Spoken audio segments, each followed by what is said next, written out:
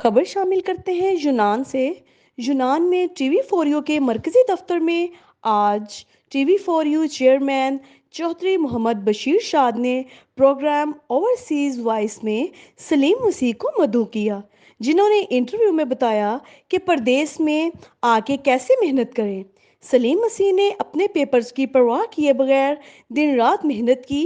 अल्लाह ताला ने सलीम मसीह को 20 साल बाद इस मेहनत का फल दिया। सलीम मसीह को आज उनके परमानेंट पेपर्स मिले हैं। मजीद तफसीलात जानते हैं टीवी फोरियो के ब्यूरो चीफ मोहम्मद यामीन की इस रिपोर्ट में। मैं हूं बशीर शाद, अदाब तस्लीमात, और आप देख रहे हैं टीवी फॉर यू। आज हम टीवी फॉर यू यूनान के मरकज़ से स्टूडियो नंबर 1 से ओवरसीज़ वॉइस का प्रोग्राम शुरू कर रहे हैं। और ओवरसीज़ वॉइस में तारकीन वतन की तमाम मुश्किलात, उनका रहन सहन का तरीका, उनकी शिकायत और बैरूनी दुनिया में उनका वो तमाम दर्द जो कि वो परदेश में आके अपनी मुसीबतों में से निकल कर अपने बच्चों को पैसे भेजते हैं, उसके लिए आज हमारे पास एक शख्सियत तशरीफ़ फरमा है हमारे स्टूडियो में।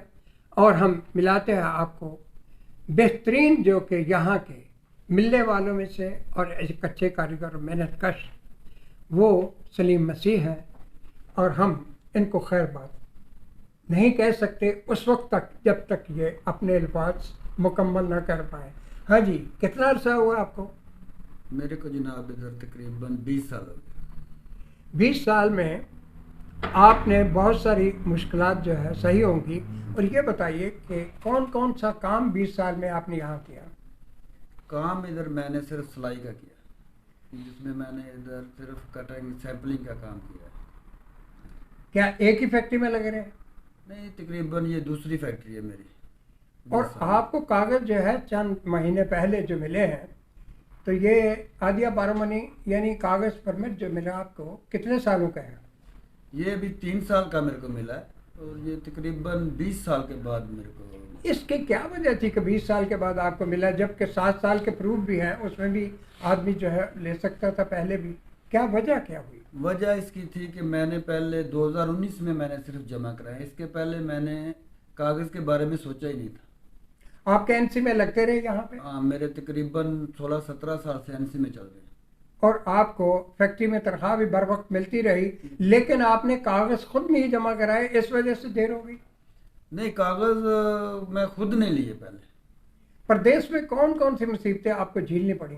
प्रदेश में तो मुसीबतें तो बस यही हैं कि उसमें काम करना पड़ता है, मेहनत करनी पड़ती है। इधर आगे मेहनत करोगे तो फिर ही कुछ मिलेगा। कितने घंटे रोजाना काम करते हैं?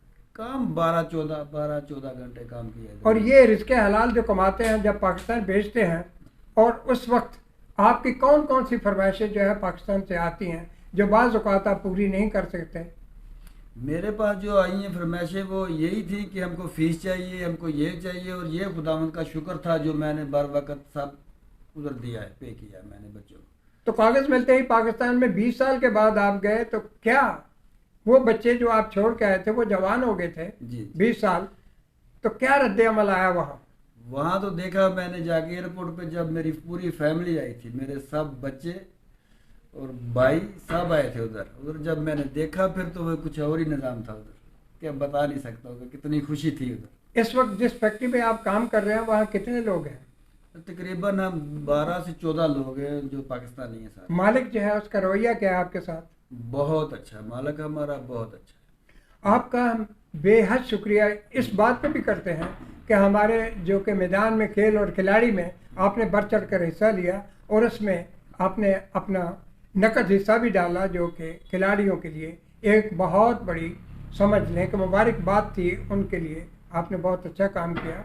तो आइंदा भी कुछ ऐसा अगर मैदान में को आता है तो उसके लिए करते रहेंगे? हाँ, क्यों नहीं, ज़रूरी।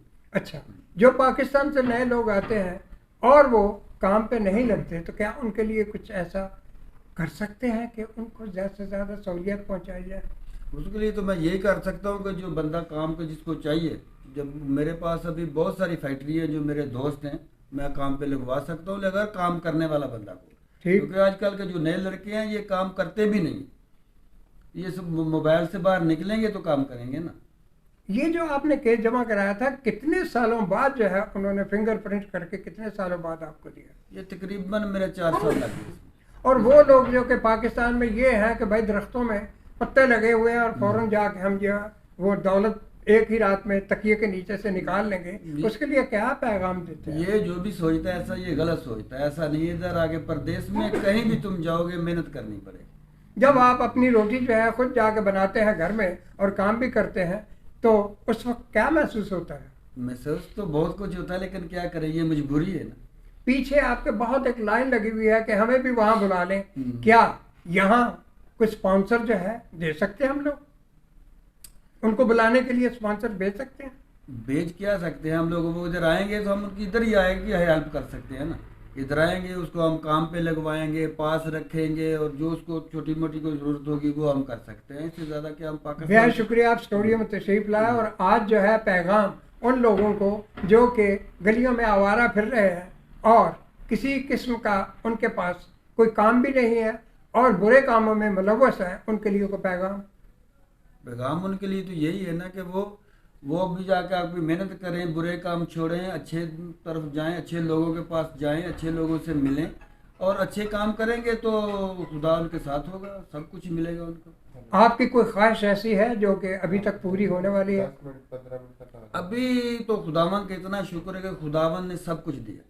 محنت کی ہے، بچے میرے سارے پڑھے، سارے بچے اپنے کام کر رہے ہیں اور خداوند کا بڑا شکر ہے. بیٹی ہے میری وہ بھی پڑھ رہی ہے ماشاءاللہ. تو شکر ہے خداوند کا. خداوند نے سب دیا، پاکستان میں گھر دیا، اپنا گھر بنایا بہت اچھا لاہور جوہر ٹاؤن میں، ادھر کر کے کام. ماشاءاللہ. بچے سارے میرے پڑھے، سارے بہت اچھا، سارا اپنا اپنا کام کر رہے ہیں، خود کا بزنس ہے ان کا. شکر ہے خداوند کا. بہت شکریہ سلیم مسیح صاحب، آپ تشریف لائے ہمارے اسٹوڈیو میں. اور معزز ناظرین، ہماری شخصیات جو بھی یہاں آتی ہیں اوورسیز وائس میں ہمارا یہ پہلا پروگرام تھا. امید ہے کہ اگلے پروگرام تک کے لیے ہمیں اجازت دیجیے. بہت شکریہ. براہ کرم TV4U کو لائک، شیئر، سبسکرائب کیجیے گا. ملتے ہیں نیکسٹ ویڈیو میں، تب تک کے لیے اللہ نگہبان.